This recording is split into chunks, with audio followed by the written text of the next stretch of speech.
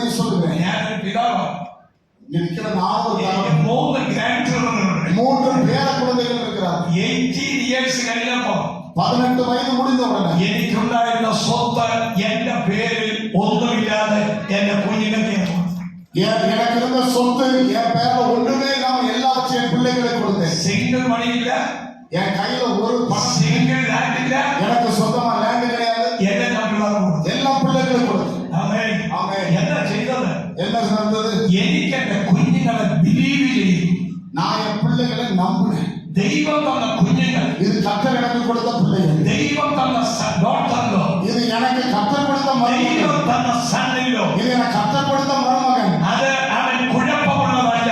அது கர்த்தர் கொடுத்தது குறைவானது. കുഴപ്പമാണെന്ന് ചിന്തിക്കുമ്പോൾ അവർ കുഴപ്പമാകും. நாம தான் குறைவானவர் என்று நினைக்கும் போது குறைவு வருகிறது. ഹല്ലേലൂയ. ஹல்லேலூயா. നിങ്ങൾ കുഴപ്പമാണെന്ന് പറയരുത്. குழப்பம்னு சொல்லாதீங்க. ദൈവം തന്ന മകൻ മിടുക്കനാണ്. கர்த்தர் உங்களுக்கு கொடுத்த மகன் திறமையுள்ளவன். മകൻ മിടുക്കിയാണ്. மகன் திறமையுள்ளவன். ഇന്ന് പകൽ കർത്താവ് ചില കാര്യങ്ങൾ ചെയ്യുമെന്ന് രാത്രി நீங்கள் கர்த்தர் சில காரியங்களை இந்த குடும்பத்தை